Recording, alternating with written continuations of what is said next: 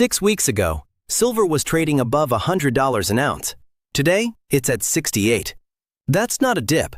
That's $32 of gains handed back in a matter of weeks.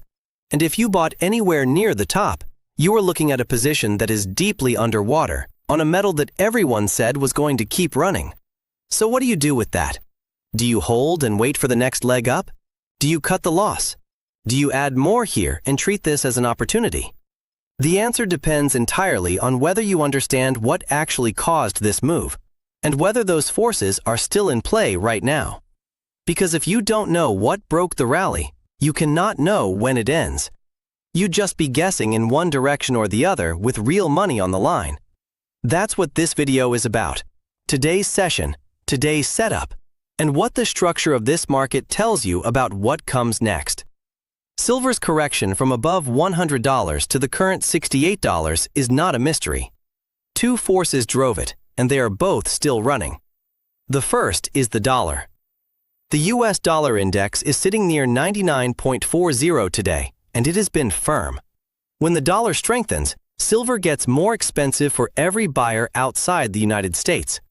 European manufacturers, Chinese solar panel producers, Indian jewelry buyers, they all pay more for the same ounce. Demand softens at the margin, orders slow, the price adjusts. This isn't speculation, it's how the mechanics of a dollar-denominated commodity market work. The second force is real yields.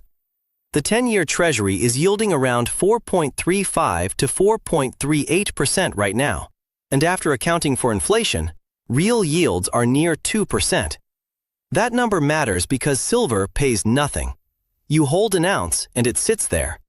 When you can park money in a Treasury bond and earn 2% above inflation in real terms, the math of holding silver changes. The opportunity cost goes up. And when enough capital recalculates that math, the price comes down. Neither of these forces appeared suddenly. The dollar didn't spike overnight. Yields have been elevated for months. What happened is that silver ran far ahead of those fundamentals during the rally. The price was pricing in a world where dollar weakness continued and yields fell. When that world didn't materialize, the correction was arithmetic, not panic. The decline from the highs has been orderly. No collapse, no flash crash. Just steady selling pressure from investors who ran the numbers and decided the risk-reward no longer made sense at $100 when real yields were 2% and the dollar was holding firm. That context matters before you touch today's trade plan. You are not looking at a broken market. You are looking at a market that ran too far in one direction and is now finding a level. On this specific day, March 24th, here is where things stand. Spot price is near $68. The daily pivot sits at 67.08. Support at the S1 level is 66.45 to 67.00. Resistance at R1 is 68.14, with more meaningful resistance at 69.00 to 69.50. The volume-weighted average price for today is acting as a nearby reference clustered around current levels. Now look at the volume profile on the 15 and 30-minute charts. The heaviest trading volume this week has concentrated in the lower part of the recent range. That tells you something specific. Most market participants who are active right now established positions at lower prices. A bounce from here runs into those participants as it approaches resistance. They are in profit and have no reason to chase higher. Any rally towards 69 will likely meet sellers before it clears. Order flow today confirms this. More selling than buying on COMEX. Steady offers hitting bids, limited aggressive buying. Nobody is stepping in with size on the long side at current levels. The macro calendar today is thin. Q4 labor productivity numbers came in at 8:30 a.m. Eastern, and the Richmond Fed Manufacturing Index is later. Neither typically moves silver. The one number worth watching is the flash PMI reading at 9:45 a.m. Eastern. Manufacturing and services, expected near 51. If it prints above that, it gives the dollar more support and adds another reason to sell the metal. If it comes in soft, it pulls the dollar back and silver gets some room to breathe. Before that number hits, Where do you think silver closes today? Call it in the comments right now. Above 68.50, between 67 and 68.50, or below 67. Lock in a view before the PMI data changes the frame. The bias today, reading this tape honestly, is cautious to slightly bearish. The path of least resistance is sideways to down, unless the PMI surprises. Here's the question that silver investors are actually wrestling with, even if they won't say it out loud. Does this correction mean the long-term story was wrong? It doesn't, but the reasons why are worth examining carefully, because the bull case for silver is not the same as the reason it hit $100 this year, and conflating the two leads to bad decisions.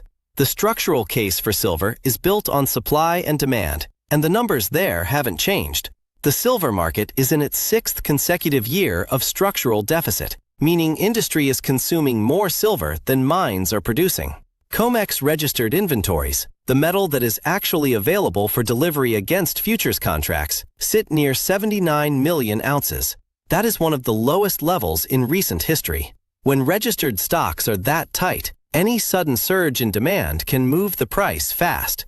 The demand side is where the story gets durable. Industrial consumption of silver is growing faster than most people track. Solar panels use silver paste in the photovoltaic cells. The more solar capacity the world builds, the more silver gets consumed and does not come back. It's locked inside glass panels on rooftops.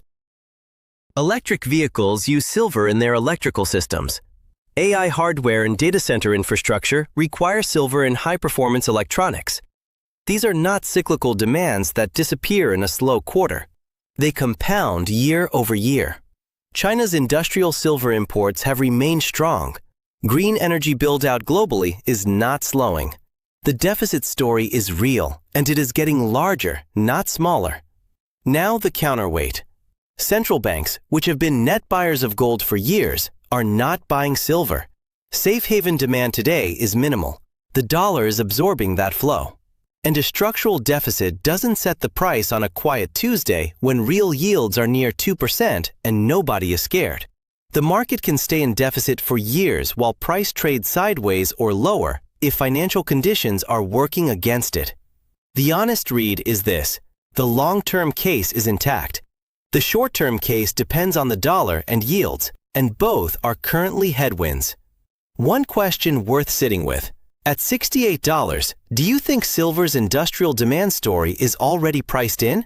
Or is the market still treating this as a financial asset and mostly ignoring the supply deficit? Put your answer in the comments. There is no consensus on this, and the answer changes the strategy significantly. Good trade plans are conditional. They don't predict the number. They decide in advance what you will do if X happens and what you will do if Y happens. Here are the two scenarios for today's session. Scenario 1.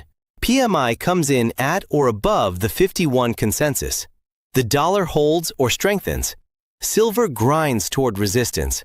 In this case, the setup is to sell strength in the 69.00 to 69.50 zone. Target the daily pivot at 67.08 or the 67.50 level. Stop loss sits just above $70. The logic: resistance in the 69 to 70 area is where sellers have been consistent. Volume profile shows supply sitting there, and a strong PMI gives them more reason to press. Scenario 2. PMI disappoints, prints 49 or 50. The dollar fades. Silver dips toward the 67.00 to 67.50 support zone and holds. In this case, the setup flips. Buy the dip near support, targeting a move back to 68.50 to 69.00. Stop below 66.50. The logic? If the dollar softens on weak data, the primary headwind eases, and silver has room to recover toward the upper end of the day's range. Two things apply equally to both setups. First, position size. Silver can move 50 cents to $1 on a PMI miss with almost no warning. Keep risk at 0.5 to 1% of your account per trade. Not because you're being cautious about the metal, because intraday silver is volatile on low-volume days, and the cost of being wrong can exceed what the setup is worth. Second, time. If neither scenario develops clearly by mid-afternoon, there is no trade. A quiet, range-bound day is not a trading opportunity. It's just noise. Exit before the U.S. afternoon session if the range holds and volume stays thin. The goal of having this plan is not to know what happens. The goal is to remove the decision from the moment when the PMI number drops and adrenaline wants to make you act before you've thought. You can have the right analysis, you can have the right plan, and you can still lose money today if you do one specific thing. Hold past your stop because you believe in the trade. A long-term view on silver, that the deficit is real, that industrial demand is compounding, that supply is tight, does not change where a day trade is wrong. Those are two different things. If you go long at 67.50 and set a stop at 66.50, that stop is there because at 66.50, the intraday setup has failed. The price told you something. Whether silver eventually trades at $90 or $120 is irrelevant at that moment. The way this plays out in practice, price hits 66.80, you're down 70 cents, and you start adjusting the thesis in your head. The support is really at 66.00. The PMI was only slightly strong. The deficit is still there. Every one of those statements might be factually correct. None of them change the fact that the trade you entered is not working. The stop moves. The loss grows. The long-term bull case is a reason to own silver over months. It is not a reason to add risk to a losing intraday position. Be honest with yourself. Have you ever moved a stop because you were convinced the thesis was still valid? Most people watching this have. Drop it in the comments if you're willing to admit it. The answer to that habit is not more conviction. It's writing the stop level down before you enter and treating it as the final word. The sessions that feel the least eventful are usually the ones that reveal the most about structure. Today there's no Fed speech, no major data drop, no geopolitical shock. Just price, a light calendar, and two levels. 66.50 on the downside, 69.00 on the top side. If support holds, that matters. If it breaks, that matters more. This is what a market looks like when it's deciding whether the correction is done or has another leg to go. Pay attention to where it closes today. One last thing. This video is for educational purposes only. Nothing here is financial advice, and I'm not your financial advisor. Do your own research, know your own risk tolerance, and make your own decisions.